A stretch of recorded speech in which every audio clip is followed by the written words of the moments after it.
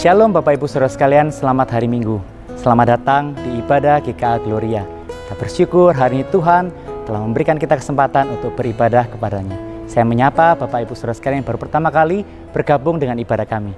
Kiranya ibadah ini boleh menjadi berkat bagi Bapak Ibu Saudara sekalian. Selamat beribadah, Tuhan Yesus memberkati.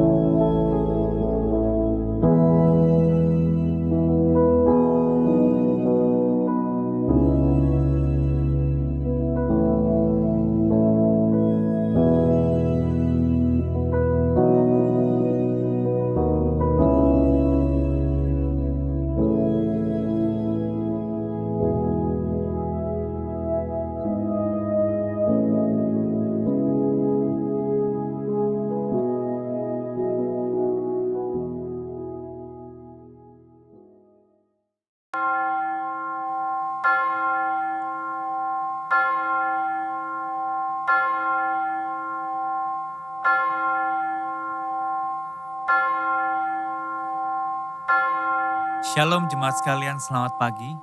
Kita bersyukur setiap kita telah dipanggil Allah untuk datang menyembahnya hari ini. Mari kita bangkit berdiri, mari kita berdiam diri di hadir Allah yang Maha Kudus.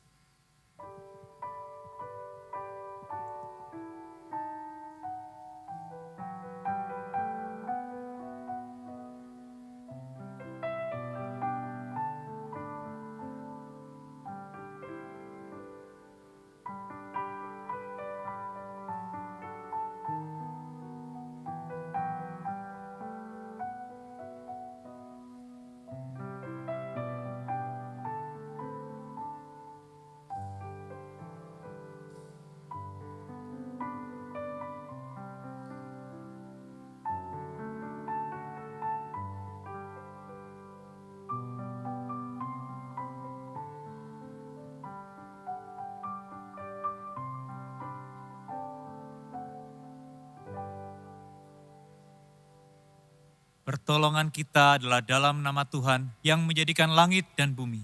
Turunlah atas kita sekalian damai sejahtera dari Allah Bapa, Putra, dan Roh Kudus. Amin.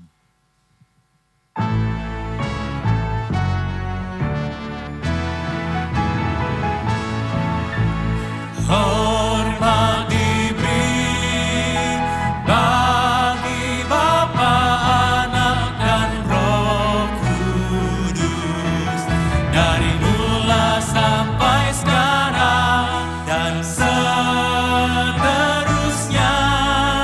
termulia. Amin, amin.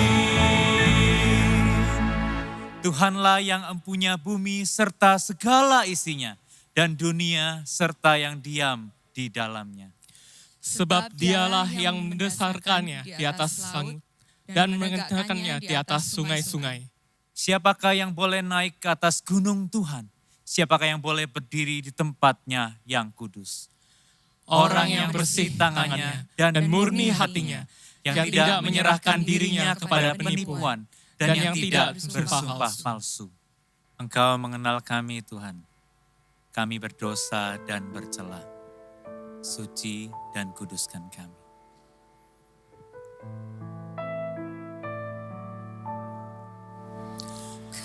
Kami orang berdosa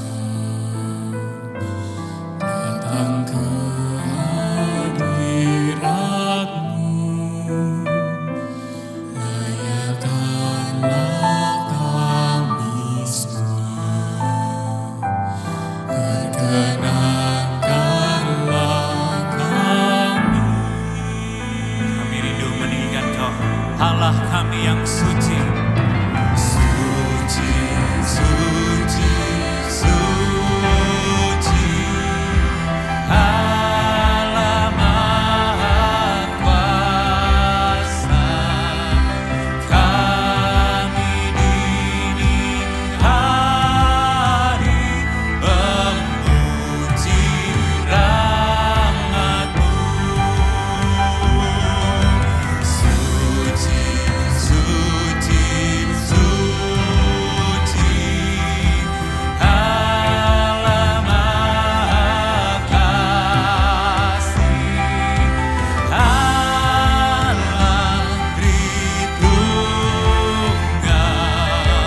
patut dipuji.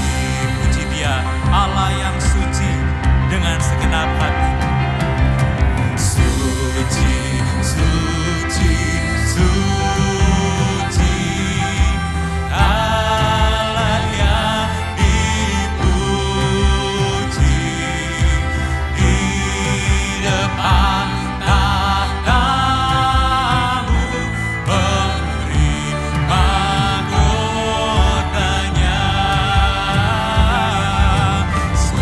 selaikan di sorga, bersujud menyembah Allah yang ada untuk selamanya, Allah yang ada selama-lamanya. Dengan segenap hati, segenap kekuatan, puji Dia, Allah yang suci. suci, suci, suci, Walau tersembunyi, kaum yang berdosa tak nampak wajah-Mu. Hanya Kau yang sungguh tiada terbandingi Tuhan, tiada terbandingi.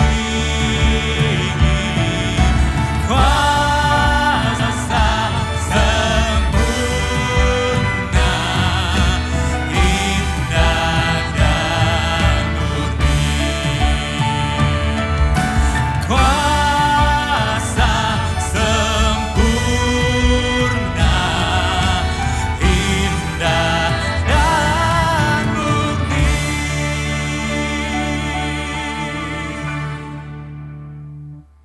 Ya Tuhan, kami datang ke hadirat-Mu, Allah yang suci.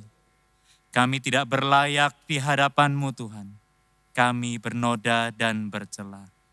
Hanya oleh kasih karunia dan anugerah-Mu Tuhan, kami boleh ada di hadirat-Mu. Kami tinggi hati ketika Engkau memanggil kami untuk merendahkan hati.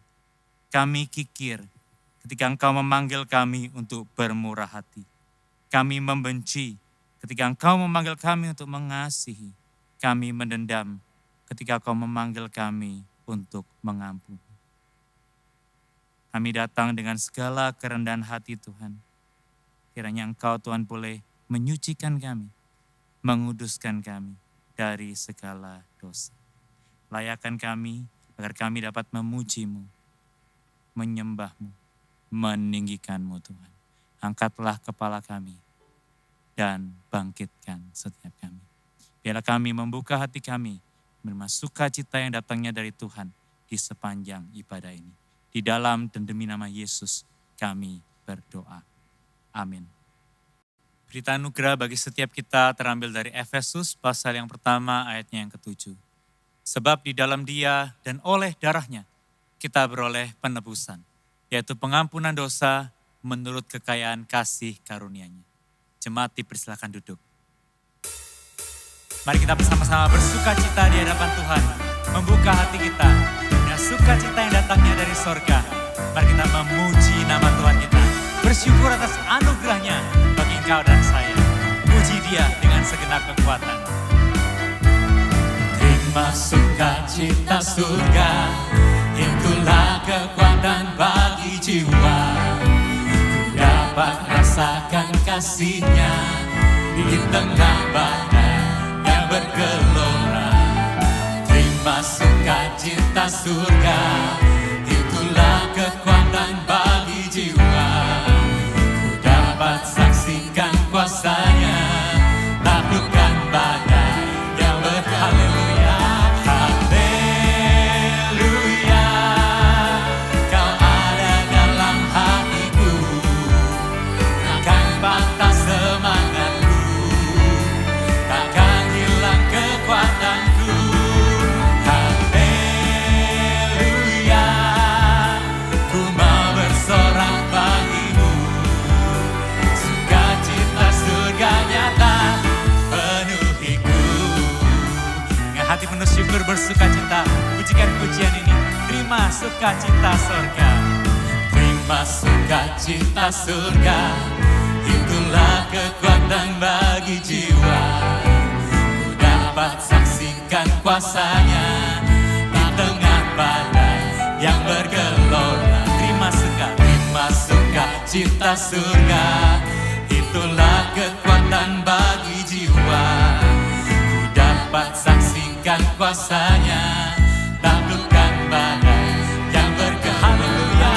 Haleluya, Kau ada dalam hatiku, takkan patah semangatku, takkan hilang kekuatan. Amin. Haleluya, ku mau bersorak bagimu, sukacita surga nyata penuhiku. Haleluya, haleluya, Kau ada dalam hatiku, takkan patah semangatku, takkan hilang kekuatanku. Haleluya, ada dalam hatiku, Kau ada dalam hatiku, takkan patah semangat. Yes Lord, takkan hilang kekuatanku.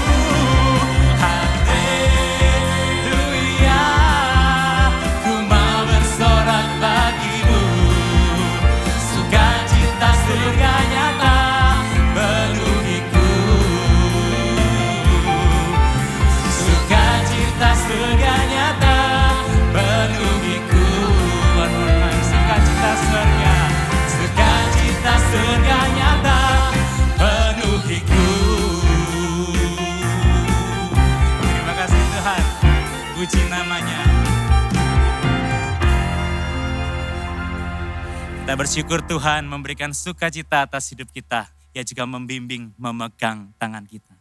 Tengah badai yang bergelora, Tuhan selalu punya cara untuk menolong engkau dan saya. Tuhan selalu punya jalan bagi engkau dan saya. Dan kita datang dengan penuh iman, membawa hidup kita kepada Tuhan. Membawa pergumulan kita kepadanya. Takkan ku ragu Tuhan, janji-Mu yang menghidupkanku. Hanya padamu Tuhan ku berseru, dan mataku tertuju padamu. Kau selalu punya cara untuk menolongku. Kau selalu punya jalan keajaiban-Mu. Kau dahsyat dalam segala perbuatanmu, dan ku tenang di dalam cara-Mu.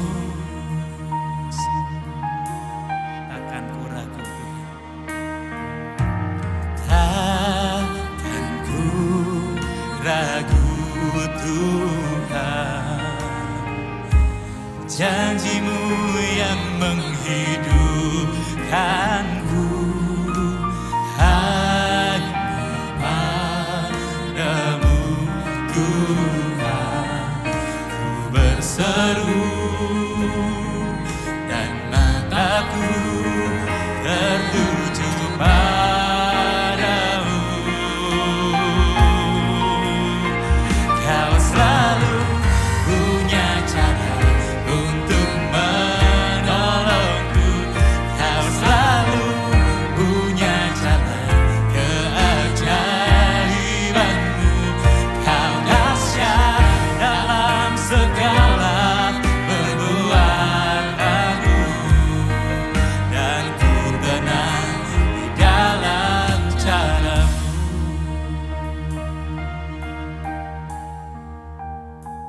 Kau selalu punya cara, Kau selalu punya jalan, Kau dahsyat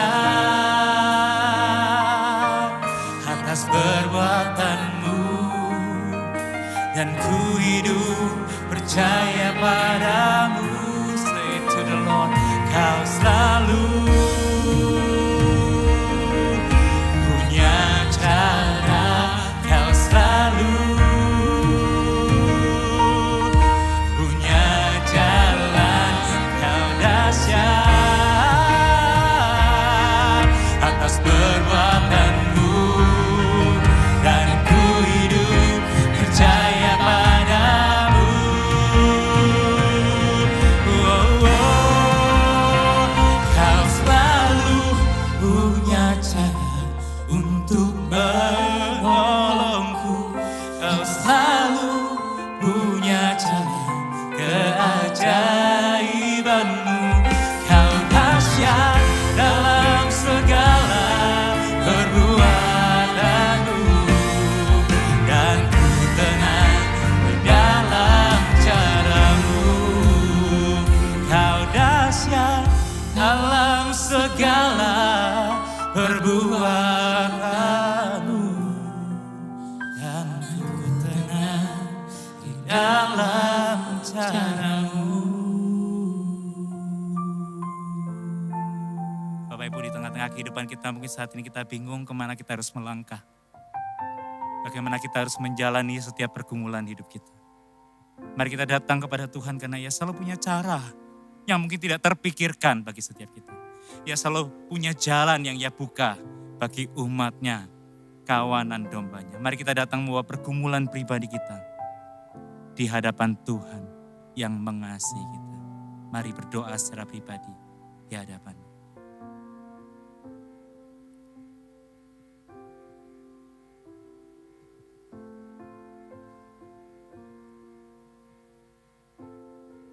Ya Tuhan, ada banyak hal yang di luar kendali kami. Ada banyak hal yang kami gak mengerti. Tapi kami percaya Engkau punya cara, Engkau punya jalan bagi kehidupan kami. Kami juga percaya Engkau punya cara dan jalan bagi bangsa, negara, dan gereja kami Tuhan. Di tengah-tengah situasi saat ini, kami mohon Tuhan Engkau boleh membuka jalan bagi bangsa kami Tuhan. Setiap krisis dan pandemi ini, Tuhan boleh membuka jalan dan menolong bangsa kami, memulihkan bangsa kami dengan cara dan keajaiban-Mu. Kami mohon juga Tuhan saat ini kami berdoa untuk gereja-Mu.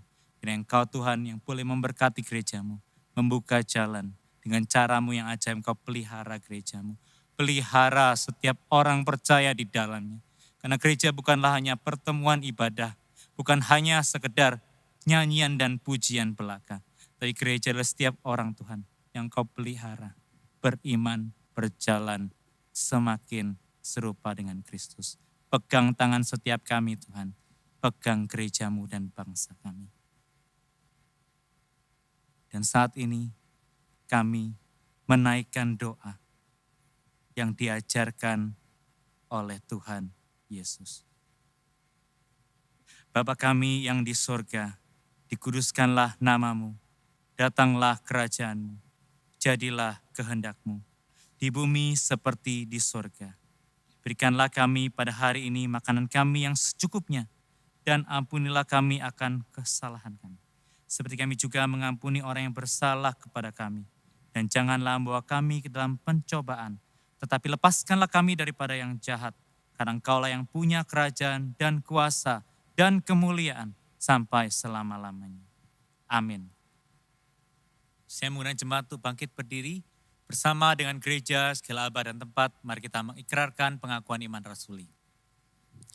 Aku percaya kepada Allah, Bapa yang Maha Kuasa, Khalik langit dan bumi, dan kepada Yesus Kristus, Anak-Nya yang tunggal Tuhan kita, yang dikandung dari Roh Kudus, lahir dari anak darah Maria, yang menderita sengsara di bawah pemerintahan Pontius Pilatus, disalibkan, mati dan dikuburkan, turun ke dalam kerajaan maut.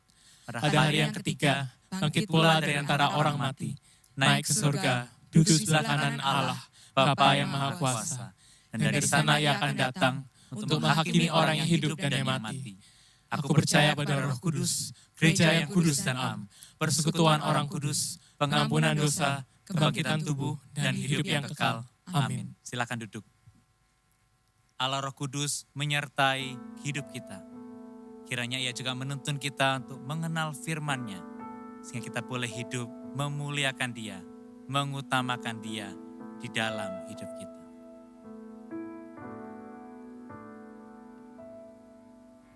Yang terutama di dalam hidup ini, meninggikan nama Yesus.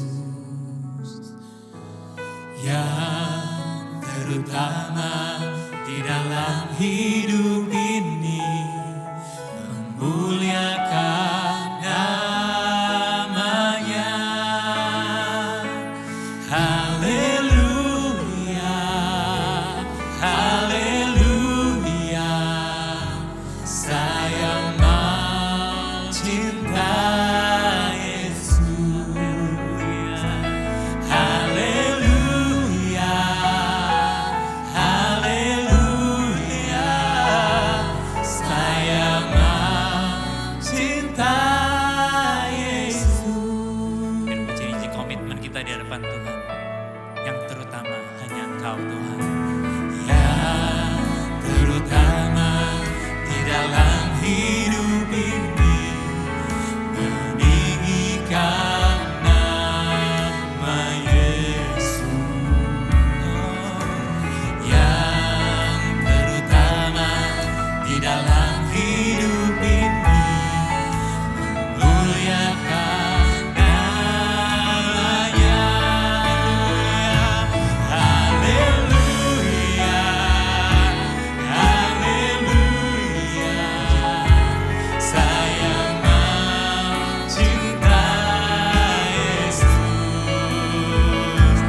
Haleluya, haleluya, saya mau cinta Yesus. Hatiku, haleluya, haleluya, haleluya, to the Lord. Saya mau cinta Yesus.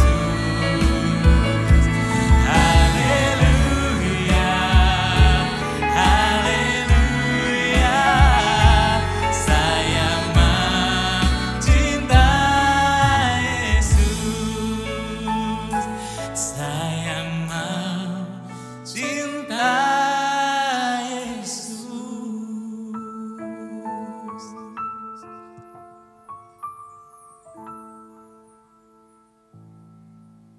Shalom, selamat pagi Bapak Ibu jemaat yang terkasih di dalam Tuhan. Kita bersyukur kalau kita masih tetap diberikan kesempatan untuk bisa beribadah bersama-sama, meskipun masih tetap secara daring. Tapi saya percaya bahwa Tuhan hadir di tengah-tengah kita, dan Tuhan mau berbicara kepada kita lewat firman-Nya pada hari ini. Karena itu mari sebelum kita membaca dan merenungkan sabda Tuhan, saya ajak kita kembali untuk datang pada Tuhan dalam doa kita, mohon Allah Roh Kudus menolong dan menyertai kita. Mari kita tunduk kepala, kita berdoa. Kami bersyukur kepadamu ya Tuhan, karena Engkau Allah yang baik, Allah yang selalu beserta dengan kami di segala situasi hidup kami. Pada hari ini Tuhan, kami mohon kiranya Tuhan yang boleh menolong kami saat kami akan membaca dan merenungkan sabda-Mu. Engkau tahu keterbatasan kami, dan Engkau tahu juga ya Tuhan, kerinduan kami untuk terus boleh mendengar suara Tuhan. Maka dari itu kiranya Roh Kudus yang menolong, sehingga kami boleh bersama-sama belajar dan dibentuk oleh sabda-Mu. Dan itu semua menjadi bagian yang terus menolong kami bertumbuh serupa dengan Kristus. Terima kasih ya Tuhan, kami serahkan waktu ini ke dalam tangan-Mu. Hanya di dalam nama Tuhan kami Yesus Kristus, kami berdoa. Amin. Bapak Ibu yang terkasih di dalam Tuhan, mari kita akan bersama-sama melihat satu bagian firman Tuhan, tepatnya di dalam Perjanjian Lama, di dalam kitab Mika, pasal yang kedua, ayat pertama hingga ayat yang kelima. Kitab Nabi Mika, pasal yang kedua, ayat pertama sampai ayat yang kelima. Dan saya akan membacanya untuk kita sekalian. Begini sabda Tuhan. Celakalah orang-orang yang merancangkan kedurjanaan dan yang merencanakan kejahatan di tempat tidurnya, yang melakukannya di waktu fajar, sebab hal itu ada dalam kekuasaannya. Yang apabila menginginkan ladang-ladang, mereka merampasnya, dan rumah-rumah mereka menyerobotnya, yang menindas orang dengan rumahnya, manusia dengan milik pusakanya. Sebab itu beginilah firman Tuhan, sesungguhnya aku merancang malapetaka terhadap kaum ini, dan kamu tidak dapat menghindarkan lehermu daripadanya. Kamu tidak dapat lagi berjalan angkuh, sebab waktu itu adalah waktu yang mencelakakan. Pada hari itu orang akan melontarkan sindiran tentang kamu, dan akan mendengarkan suatu ratapan, dan akan berkata, kita telah dihancur luluhkan, bagian warisan bangsaku telah diukur dengan tali, dan tidak ada orang yang mengembalikannya. Ladang-ladang kita dibagikan kepada orang-orang yang menawan kita, sebab itu tidak akan ada bagimu orang yang melontarkan tali dengan undian di dalam jemaah Tuhan. Sampai di sini kita membaca firman Tuhan dan biarlah ini boleh memberikan kekuatan bagi kita yang sungguh menyimpan dan melakukan di dalam kehidupan kita sehari-hari. Bapak Ibu yang dikasih dalam nama Tuhan, saya membaca kisah bagaimana para pemburu monyet di Afrika menangkap buruannya. Mereka memiliki cara yang unik di dalam menangkap para monyet itu. Apa yang dilakukan oleh para pemburu? Ternyata mereka menyiapkan sebuah bejana dengan leher yang panjang, lalu kemudian mengisi dasar bejana itu dengan biji-bijian dan kacang-kacangan. Makanan yang sangat disukai para monyet itu. Dan mereka kemudian meletakkan bejana itu di tanah sampai lehernya saja yang tampak dari atas tanah. Mereka mencari tempat yang biasa dilewati oleh para monyet itu dan menaruh perangkap itu di sana. Sehingga pada waktu para monyet itu melihat bejana yang unik itu dan mereka tahu ada makanan yang mereka sukai di dalamnya, maka segera saja mereka akan mendekati bejana itu, kemudian mengulurkan tangan mereka, meraba dan merogoh dasar bejana yang penuh dengan makanan. Pada waktu mereka menangkap makanan itu dengan tangannya dan mereka berusaha untuk menarik keluar. Tapi karena leher bejana itu dibuat sempit dan hanya cukup untuk satu lengan, maka yang terjadi adalah mereka tidak bisa mengeluarkan tangan dari bejana itu. Bodohnya lagi atau sayangnya, mereka tidak pernah mau melepaskan genggaman tangan mereka. Karena itu mereka terjebak di dalam perangkap itu. Karena tidak bisa bergerak leluasa, maka para pemburu itu segera bisa menangkap mereka, para monyet itu. Bapak Ibu, pada waktu saya memikirkan hal ini, segera saja saya berpikir tentang kenapa mereka bertindak seperti itu. Rupa-rupanya ketamakan, menginginkan sesuatu, begitu menguasai pikiran dan hati para monyet itu.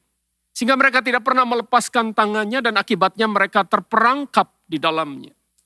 Dan kalau kita bicara tentang ketamakan Bapak Ibu, saya menyadari ini juga sesuatu yang acap kali hadir di dalam kehidupan kita. Tidak ada seorang pun yang kebal terhadap problem ini atau dosa ini, yaitu ketamakan. Tidak pandang bulu, entahkah dia orang yang kaya atau orang yang miskin. Entahkah dia orang yang sudah dewasa atau masih kanak-kanak. Orang awam atau rohaniwan seperti saya. Kita semua bisa terperangkap di dalam jebakan ini. Kalau demikian apa yang harus kita lakukan? Bagaimana kita bisa menghindari perangkap ketamakan di dalam hidup kita? Mari kita balik kepada teks kita di dalam Mika pasal 2 ayat 1-5. Nabi Mika hari itu sedang bergumul melihat dosa yang terjadi di antara bangsa Yehuda hari itu. Mari kita melihat situasinya dengan lebih mendetil. Hari itu Mika melayani di antara 3 raja yang memerintah Yehuda. Ada Raja Yotam, kemudian digantikan oleh Raja Ahaz, dan kemudian Raja Hizkia. Bapak Ibu Saudara, pada masa raja-raja itu memerintah, khususnya pada zaman Yotam maupun Hizkia, Yehuda, kerajaan Yehuda hari itu sedang mencapai sebuah kondisi yang baik. Mereka relatif baik menghadapi situasi yang ada dalam hal ekonomi maupun juga di dalam hal yang lain. Memang di sana sini ada perang, tetapi itu tidak mengganggu kehidupan mereka secara umum. Bahkan Hizkia berhasil memperkuat tembok kota Yerusalem, membuat terowongan air menuju ke kolam Siloam, dan menjamin ketersediaan air bagi seluruh penduduk Yerusalem. Jadi boleh dibilang kondisi hari itu sudah sangat baik. Kalau demikian seharusnya mereka hidup dengan benar. Membuat hidup rakyat Yehuda itu tentram. Seharusnya dosa-dosa seperti ketamakan tidak perlu terjadi. Karena mereka mempunyai semua yang mereka inginkan. Tetapi ternyata tidak demikian di dalam kenyataannya. Nabi Amos dan Nabi Hosea yang hidup sejaman banyak menyoroti tentang penyembahan berhala yang terjadi dan merajalela di tengah-tengah kerajaan Yehuda. Tetapi Nabi Mika menyorot secara khusus ketidakadilan yang muncul di antara para penduduk hari itu. Ada masalah besar yang setengah terjadi. Orang-orang kaya, para pemimpin, para pemuka agama yang semestinya menjadi panutan bagi orang banyak, ternyata justru mereka melakukan hal-hal yang buruk. Mereka melakukan dosa dengan merampas milik orang lain. Dan mereka kemudian melakukan berbagai tindak kekerasan karena mereka didorong oleh ketamakan. Bapak Ibu, karena itu Mika menulis dengan sangat keras di dalam ayat yang pertama sebuah peringatan dari Allah. Dia berkata, celakalah orang-orang yang merancang kedurjanaan, yang merencanakan kejahatan di tempat tidurnya, dan yang melakukannya di waktu fajar. Kata celakalah yang dituliskan dalam bagian ini sebenarnya sebuah seruan yang menggambarkan kegeraman, kepedihan, karena melihat sesuatu yang buruk terjadi di tengah-tengah hidup bangsa itu. Ini seruan hati Mika, karena dia melihat situasi yang begitu buruk menimpa umat Allah. Apa yang menggelisahkan hati Mika? Ia melihat orang-orang merencanakan kedurjanaan, merencanakan kejahatan di tempat tidurnya. Bapak Ibu, di saat malam, saat semua orang seharusnya beristirahat, ternyata masih ada orang-orang yang terjaga. Dan apa yang mereka lakukan? Mereka sedang menyusun rencana-rencana jahat, memikirkan bagaimana mereka bisa mendapatkan lebih banyak, dan hati yang didorong oleh ketamakan itu membuat mereka kemudian melakukan apapun juga untuk mendapatkan apa yang menjadi keinginan hati mereka. Mika mengatakan tanpa tedeng-aling-aling tentang apa yang mereka akan lakukan. Menginginkan ladang, maka mereka merampasnya. Menginginkan rumah, mereka menyerobotnya. Menindas orang dan manusia dengan harta milik pusakanya. Dan Bapak Ibu, itu semua dikerjakan oleh orang-orang untuk mengeksploitasi orang lain dan hanya mementingkan kepentingan diri sendiri. Segala daya upaya dan cara akan mereka lakukan untuk mendapatkan hasil itu. Bapak Ibu, pada saat saya memikirkan teguran Mika terhadap bangsa Yehuda, tiba-tiba saya memikirkan tentang tindakan seorang raja yang juga melakukan persis yang dilakukan oleh para pemimpin hari itu di tengah-tengah kaum Yehuda. Kalau kita membaca di dalam 1 Raja-Raja pasal 21 ayat 1 sampai 19, maka di sana kita berjumpa dengan seorang raja yang bernama Ahab. Raja yang memiliki kekuasaan atas kerajaan Yehuda. Namun hari itu dia berjumpa dengan seorang pria yang bernama Nabot yang memiliki kebun anggur di samping istana raja. Sehingga waktu Ahab melihat kebun itu, maka hatinya diliputi oleh ketamakan dan dia berpikir alangkah baiknya jika aku mendapatkan kebun anggur tersebut. Maka dia mulai mendekati Nabot, memberikan sebuah tawaran untuk bisa memiliki tanah itu. Namun sayangnya Nabot bersikeras, dia tidak mau menjual tanah itu karena dia tahu itu adalah tanah warisan. Hak waris yang diberikan oleh keluarganya kepada dirinya. Dan hari itu memang orang Yehuda tidak boleh menjual tanah waris mereka. Maka itu membuat hati Ahab itu begitu murung, saudara. Dia tidak bisa menerima kenyataan itu. Maka istrinya Isabel melihat perubahan wajahnya dan bertanya apa yang terjadi. Ahab kemudian menceritakan keinginan hatinya kepada Isabel. Dan celakanya Ahab berjumpa dengan pasangan yang sepadan.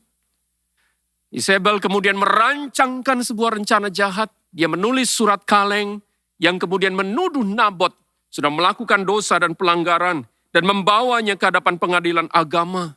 Di sana dia merekayasa para saksi yang memberatkan Nabot sehingga akhirnya Nabot dihukum mati. Dan Ahab mendapatkan tanah itu tanpa mengeluarkan uang sepeser pun. Bapak Ibu lihat betapa ketamakan seorang raja dan penguasa begitu mengerikan karena dia akan memakai banyak cara untuk bisa mendapatkan keinginan hatinya. Dan tepat seperti itulah situasi yang tengah terjadi di tengah-tengah bangsa Yehuda. Mereka juga melakukan dosa yang sama, tidak peduli kalau tindakan mereka menyusahkan dan membuat orang lain menderita. Mereka tidak ragu-ragu untuk merampas milik orang lain karena mereka berpikir mereka punya kekuasaan untuk itu. Kalau sampai di sini kita mungkin berkata, aduh Pak, bersyukur ya, saya tidak tinggal pada masa Nabi Mika hidup. Saya senang karena saya tidak juga bertindak seperti orang-orang jahat di dalam kitab Mika itu. Mungkin yang lain berkata, aduh Pak, untung saya tidak seperti Ahab, raja yang jahat itu. Benar Bapak Ibu, kita tidak hidup di masa Mika. Kita juga bukan Ahab yang berperilaku tamak seperti itu. Tetapi kalau kita dengan jujur melihat situasi kita, bukankah ada banyak kemiripan yang terjadi? Hari itu saya terperangah membaca sebuah berita di internet tentang bagaimana seorang anak menggugat mamanya sendiri. Mamanya berusia 90 tahun dan anak ini berserta dengan suaminya menggugat mamanya karena ingin mendapatkan rumah beserta tanah yang ditinggalkan oleh ayahnya. Karena itu mereka membawa masalah ini ke pengadilan dan menuntut ibu itu dengan sejumlah uang yang besar, lebih dari 1 miliar. Bapak Ibu lihat, ketamakan dan hawa nafsu membuat mereka gelap mata. Ibu kandung mereka sendiri yang sudah melahirkan dan membesarkan mereka dengan begitu kasih, tidak diperdulikan demi mendapatkan apa yang mereka inginkan. Tunggu dulu Pak, itu kan mereka, bukan saya. Kita mungkin bisa berkata seperti itu. Sekali lagi Bapak Ibu, memang benar. Tapi bukankah ini menjadi potret kehidupan yang muncul di tengah-tengah masyarakat kita? Ketamakan bisa menguasai hidup siapapun. Barangkali ketamakan itu mungkin muncul di dalam kehidupan kita tidak berupa keinginan untuk mendapatkan sebidang tanah, rumah, dan lain-lain. Dan saya mengingat perkataan dari seorang teolog, Bapak Gereja yang bernama Thomas Aquinas. Dia pernah berkata dan mendefinisikan ketamakan sebagai berikut. Ketamakan adalah cinta yang tidak wajar terhadap kepemilikan. Karena memang manusia sebetulnya diberikan keinginan untuk mendapatkan hal apapun di sekitar mereka, materi dan lain-lain. Tetapi ketamakan mendorong keinginan itu sampai pada batas yang tidak wajar lagi. Mereka mendorong orang-orang untuk terjerembab masuk dalam dosa ini dan tidak memperdulikan Tuhan apalagi sesama.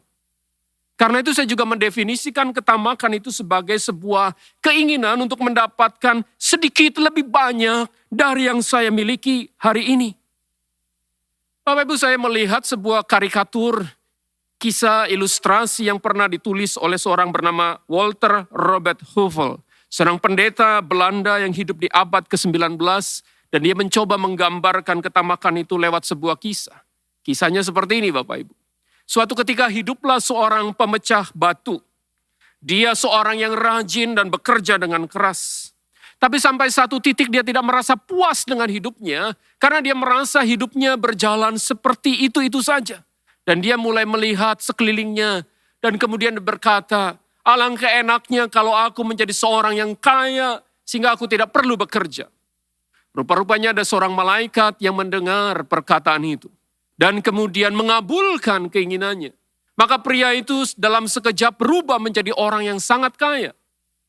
Pada waktu dia mendapatkan kekayaan itu, puaskah dia? Ternyata tidak. Karena suatu ketika dia melihat ada seorang raja lewat di jalan.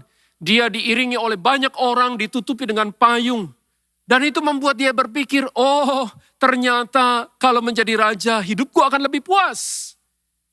Keinginannya terkabul dan dia kemudian menjadi seorang raja. Dan Bapak Ibu, pada waktu dia menjadi seorang raja, dia berjalan ditutupi dengan payung, tetapi payung itu ternyata tidak bisa melindungi sepenuhnya dari terik panas matahari. Dia kembali tidak puas dan berpikir, alangkah enaknya kalau aku menjadi matahari. Keinginannya terkabul. Dia menjadi matahari dan dia berpikir, sekarang saya bisa menerangi segala sesuatu di dunia ini. Puaskah dia? Ternyata tidak. Karena ternyata ada awan yang satu ketika menutupi matahari sehingga matahari dan sinarnya itu tidak bisa sampai ke bumi.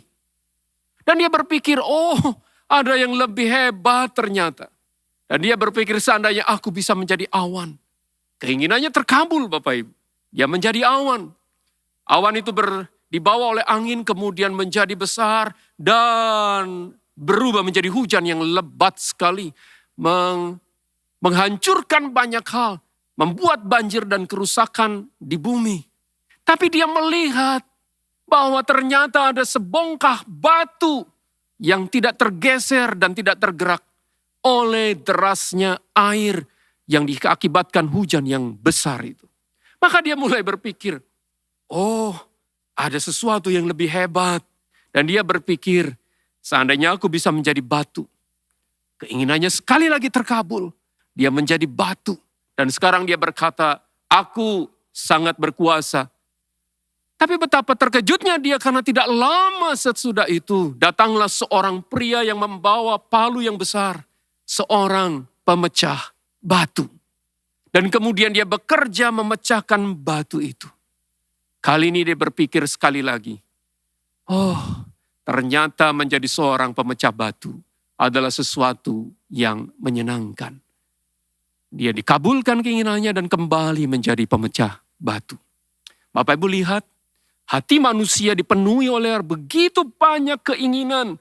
Tetapi seringkali itu didorong oleh perasaan tidak puas dan ketamakan. Ketamakan yang timbul dalam kehidupan kita dipicu oleh banyak hal. Ada konsumerisme dan materialisme. Perhatikan di sekeliling kita hampir tiap hari kita dibombardir oleh iklan-iklan yang banyak. Yang menawarkan barang-barang yang bisa membuat hidup kita lebih baik, lebih enak, lebih nyaman, lebih mudah. Kalau kita menggunakan produk tertentu, maka harga diri kita akan meningkat dan orang akan memperhatikan siapa kita. Jadi kita terdorong untuk membeli bukan karena kita butuh, tetapi karena kita ingin memilikinya supaya memuaskan hati kita. Segala sesuatu kita ukur berdasarkan apa yang kita miliki di dalam hidup kita. Disinilah ketamakan itu mulai menyelinap masuk dalam hidup kita. Betapa jahatnya ketamakan. Karena itu membuat mata hati kita tertutup, telinga kita terkunci untuk mendengar dan memperhatikan orang-orang di sekitar kita. Lalu apa yang harus dikerjakan Pak supaya kita bisa selamat dari situasi itu?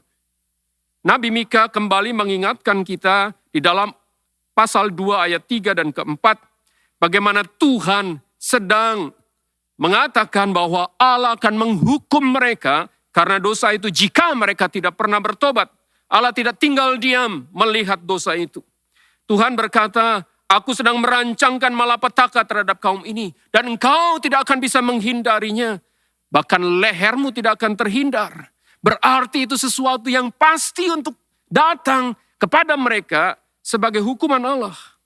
Pada hari itu orang-orang akan melihat mereka dan kemudian berkata, betapa mengerikannya dosa ini.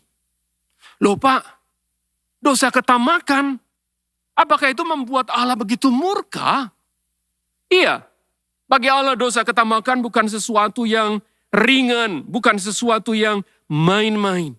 Allah memandang serius dosa ini. Bahkan bagi Allah ini begitu berbahaya. Perhatikan hidup orang-orang yang tercatat di dalam Alkitab.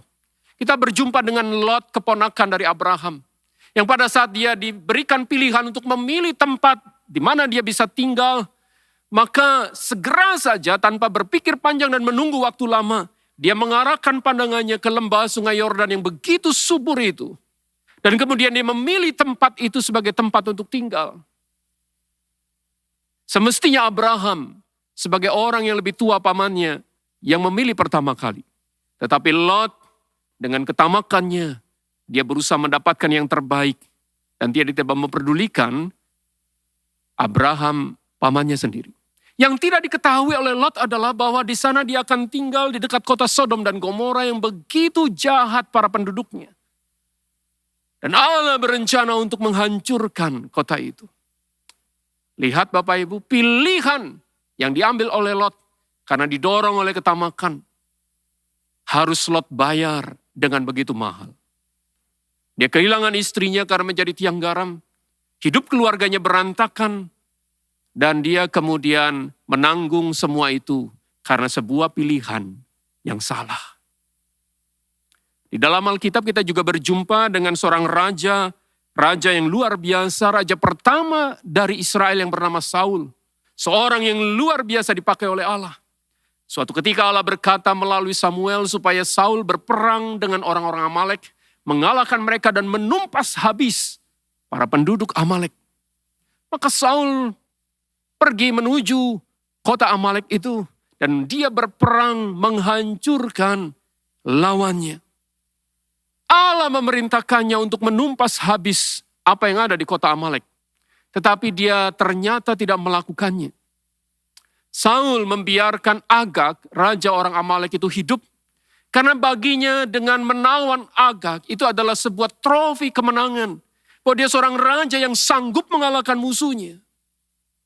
Dia juga tidak menumpas habis ternak, hewan, kambing, domba, lembu, sapi, semua itu. Bahkan dia memilih yang terbaik, yang tambun. Dan kemudian berpikir untuk membawanya kembali ke Israel. Bapak Ibu Saudara, Samuel tahu situasi itu. Dia menegur Saul. Tapi dengan pongahnya Saul berkata bahwa semua itu dia ambil untuk dia berikan kembali kepada Allah sebagai korban persembahan. Samuel mengatakan satu kalimat yang tajam. Bahwa bagi Allah hati yang taat jauh lebih penting daripada korban yang diberikan oleh seorang manusia. Ketamakan Saul mendorongnya untuk jatuh dalam dosa. Dan akibatnya dia ditolak oleh Allah sebagai raja. Kalau begitu bagaimana kita harus bersikap sekali lagi? Saya melihat di dalam Pengkhotbah pasal 5 ayat yang ke-10 yang berkata, siapa mencintai uang tidak akan puas dengan uang. Siapa mencintai kekayaan tidak akan pernah puas dengan penghasilannya. Uang, harta, kekayaan tidak akan pernah bisa membuat kita puas. Keinginan untuk mengejar itu laksana seorang yang sedang kehausan di tengah-tengah lautan yang luas. Pada waktu dia mengambil air laut untuk memuaskan dahaganya, ternyata itu malah membuatnya makin kehausan, dehidrasi, dan akhirnya bisa mati. Bapak Ibu, itulah ketamakan. Firman Tuhan yang lain juga mengingatkan kita di dalam Ibrani pasal 13 ayat yang kelima yang berkata, janganlah kamu menjadi hamba uang. Cukupkanlah dirimu dengan apa yang ada padamu, karena Allah telah berfirman, aku sekali-kali tidak akan membiarkan engkau, dan aku sekali-kali tidak akan meninggalkan engkau. Ya Bapak Ibu, kita perlu belajar mencukupkan diri dengan berkat yang Tuhan berikan. Karena saya tahu bahwa berkat Tuhan itu yang Dia berikan dalam hidup kita adalah yang terbaik yang Allah sanggup berikan untuk setiap kita anak-anaknya. Tapi Pak Pendeta tunggu dulu. Ngomong itu memang gampang. Tapi kenyataannya tidak semudah itu loh. Benar Bapak Ibu, saya tidak menyangkal bahwa memang di dalam kenyataannya itu bukan semudah yang kita omongkan. Pada waktu kita melihat bisnis kita, ternyata tidak lebih maju dari orang lain, dari bisnis orang lain, bahkan kompetitor kita. Maka kita mulai berpikir dan merasa tidak puas. Kita bertanya sama Tuhan, kenapa usahaku tidak seperti dia, tidak semaju dia Tuhan. Tidak gampang juga membandingkan apa yang kita miliki saat ini dengan apa yang orang lain miliki. Rumah kita tidak sebagus kenalan atau saudara kita. Mobil yang kita pakai juga tidak sebagus mobil yang dipakai oleh teman kita. Bapak Ibu, saya menyadari betapa mudahnya kita membandingkan diri dengan orang lain dan kemudian menganggap apa yang kita miliki hari ini tidak sebaik yang mereka punya. Selama kita terus bersikap seperti ini, maka kita sedang membuka diri terhadap jerat, ketamakan, dan perangkap dari dosa ini. Ingatan saya segera dibawa oleh Tuhan kembali pada sebuah perumpamaan Tuhan. Perumpamaan ini lahir karena ada seorang yang berkata kepada Tuhan Yesus hari itu, dan dia berkata, Guru, supaya maukah engkau menegur saudaraku berkaitan dengan harta warisan? Dia datang kepada Yesus karena dia sedang punya masalah dengan saudaranya tentang harta warisan. Dia menganggap apa yang dia miliki menjadi sesuatu yang tidak sebaik saudaranya. Karena itu dia minta Tuhan untuk menolongnya. Tuhan memberikan sebuah perumpamaan tentang orang kaya yang punya banyak tanah. Dia berhasil membangun bisnisnya. Dan dia pikir kekayaannya itu bisa mendatangkan kepuasan, tetapi ternyata tidak. Allah mengambil nyawanya dan semuanya itu hilang. Tuhan Yesus berkata dalam Lukas 12 ayat 15, berjaga-jagalah dan waspadalah terhadap segala ketamakan. Sebab walaupun seorang berlimpah-limpah hartanya, hidupnya tidaklah tergantung pada kekayaannya itu. Hanya Allah yang sanggup memberikan kepuasan dalam hati kita. Dan kita perlu menundukkan diri kepada Dia bergantung sepenuhnya. Para pemimpin umat Yahudi hari itu pernah terperosok dalam jebakan ini. Raja Ahab pernah terjatuh dalam perangkap ini. Lot juga pernah melakukan dosa ini. Saul pun demikian. Terlebih kita, kalau kita tidak belajar sungguh-sungguh bergantung dan mencukupkan diri dengan apa yang Tuhan beri. Untuk menutup bagian ini saya mengingat sebuah kisah yang saya pernah alami pada masa saya kecil Bapak Ibu. Hari itu saya masih sekolah di sekolah dasar. Kami bukan dari keluarga yang mampu dan berada. Papa saya seorang tukang roti sederhana di sebuah kota kecil. Siang itu selesai dari sekolah, ada seorang teman yang mengajak saya untuk belajar di rumahnya dalam kelompok belajar. Maka saya berangkat ke rumahnya dan kemudian kami belajar bersama. Melewati jam makan siang. Rupanya dia tahu saya cukup kelaparan hari itu. Maka dia minta izin mamanya untuk mengajak saya makan. Kami duduk di meja makan dan waktu melihat menu yang ada, betapa terkejutnya saya. Karena menu seperti itu tidak seperti menu yang saya hadapi di rumah. Begitu banyak, begitu enak. Saya makan dan kemudian setelah itu saya pulang. Sampai di rumah saya bicara dengan mama saya, menceritakan pengalaman itu. Dan mama saya kemudian melihat saya, karena dia mendengar saya berkata, aduh ma, enak ya kalau hidup kayak dia. Bisa memiliki semua itu. Mama saya tersenyum dan berkata, David, kita memang sederhana. Kita tidak sekaya temanmu. Tapi jangan lupa, Tuhan sudah memberikan yang terbaik untuk kita. Belajarlah bersyukur. Pengalaman seperti itu tidak pernah saya lupakan sesudahnya. Karena itu sampai hari ini setiap kali pada awal bulan atau akhir bulan melihat saldo tabungan, saya akan belajar bersyukur pada Tuhan. Tuhan, terima kasih karena berkat-Mu yang terbaik Engkau sudah berikan. Bapak, Ibu, Saudara, Tuhan menghendaki kita untuk belajar bersyukur kepada-Nya.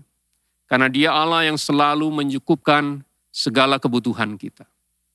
Kristus tidak pernah berubah. Dulu, sekarang, sampai selama-lamanya. Dan Dialah yang akan menjamin hidup kita kalau kita sungguh-sungguh bergantung kepada-Nya. Pertanyaannya, bersediakah kita untuk bergantung kepada Dia? Karena kalau tidak, kita sedang berhadapan dengan sebuah jebakan yang sangat berbahaya. Dan biarlah kebenaran firman Tuhan hari ini saya rangkum dalam kalimat ini, supaya kita tetap bersyukur dan mengucap dan mencukupkan diri dengan semua berkat yang kita terima. Jika tidak, maka dosa ketamakan sedang menjerat hidup kita. Kiranya Tuhan menolong kita. Amin. Mari kita berdoa. Bapa, kami tahu bahwa Engkau adalah Allah yang tidak pernah meninggalkan kami. Yesus Tuhan, Engkau adalah pribadi yang selalu hadir di tengah-tengah hidup kami. Engkau tahu segala kebutuhan kami, melebihi kami memikirkannya dan menginginkannya. Karena itu ajar kami untuk sungguh-sungguh bergantung kepada-Mu dalam segala situasi. Karena kami memiliki Tuhan yang tidak pernah meninggalkan. Terima kasih. Hamba-Mu berdoa supaya kiranya Tuhan juga menolong setiap kami jemaat Tuhan yang bergumul dengan situasi pandemi ini. Kami tahu Tuhan, ini mempengaruhi banyak hal. Tapi biarlah kami juga belajar mencukupkan diri dengan yang Tuhan beri. Karena kami tahu, burung di udara Tuhan pelihara, bunga di padang Tuhan juga pelihara. Terlebih kami orang-orang yang percaya kepada-Mu. Kiranya kami boleh menjaga hati kami Tuhan, supaya kami tidak jatuh dalam dosa ini. Tapi Engkau juga tahu kelemahan kami, karena itu tolonglah kami Tuhan. Hanya di dalam nama Tuhan kami Yesus, kami berdoa. Amin. Tiba saatnya kita akan memberikan persembahan bagi Tuhan. Mari memberi yang terbaik bagi Dia. Mari kita memberi dengan penuh syukur dan sukacita. Persembahan dapat diberikan dengan cara scan QRIS atau transfer ke rekening gereja masing-masing.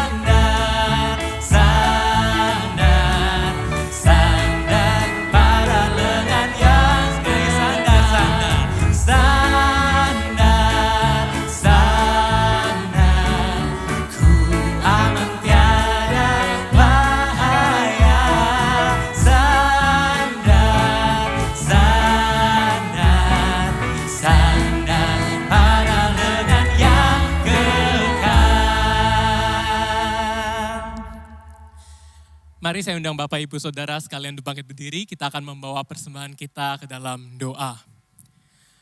Bapa dalam surga, kami bersyukur atas kasih-Mu yang begitu besar, kuasa-Mu yang begitu besar, yang selalu ada dalam hidup kami.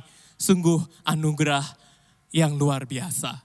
Bapa, pada pagi hari ini kami memberikan persembahan kami.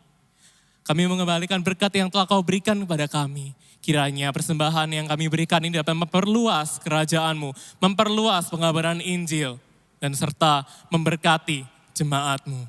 Bapa, kiranya semakin hari kami semakin bertumbuh, menjadi anak-anak-Mu yang semakin cinta akan Engkau. Terima kasih Tuhan, inilah persembahan kami. Hanya dalam nama Tuhan Yesus kami berdoa dan mengucap syukur. Amin. Bagi Dia satu-satunya Allah yang penuh hikmat, oleh Yesus Kristus segala kemuliaan sampai selama-lamanya. Amin.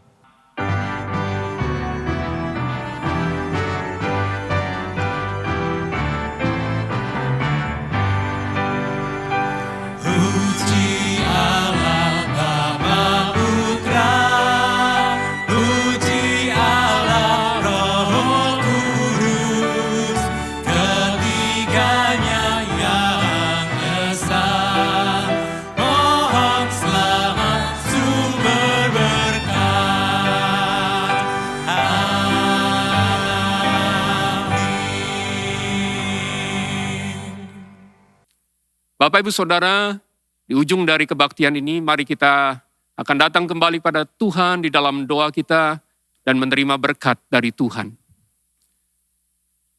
Tuhan, kami bersyukur karena Engkau Allah yang mengerti kami.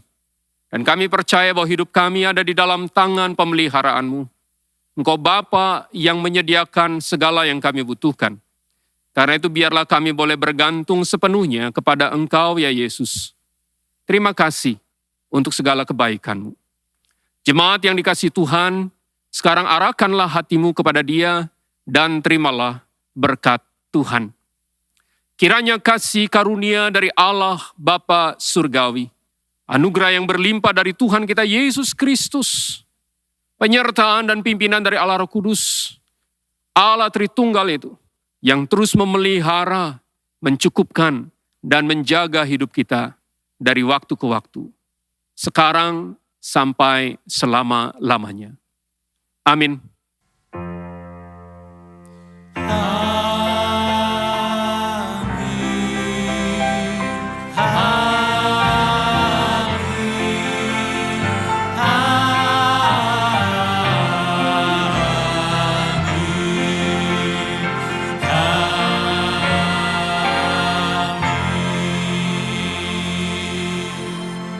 Ibadah kita telah selesai, silakan duduk mengambil waktu teduh. Tuhan Yesus memberkati. Shalom jemaat GKA Gloria yang terkasih dalam Kristus. Perhimpunan Karis akan mengadakan premarital class yang disingkat dengan PMC pada bulan Maret 2021. GKA Gloria bekerja sama dengan Perhimpunan Karis dan mempercayakan bimbingan pranikah pada acara PMC ini. Bagi pasangan-pasangan yang merencanakan pernikahan, bisa mendaftarkan diri kepada panitia melalui Ibu Irene dan kepada TU gereja lokal masing-masing. Pendaftaran akan ditutup pada tanggal 26 Februari 2021. Demikian pengumuman buat kita semua. Tuhan memberkati.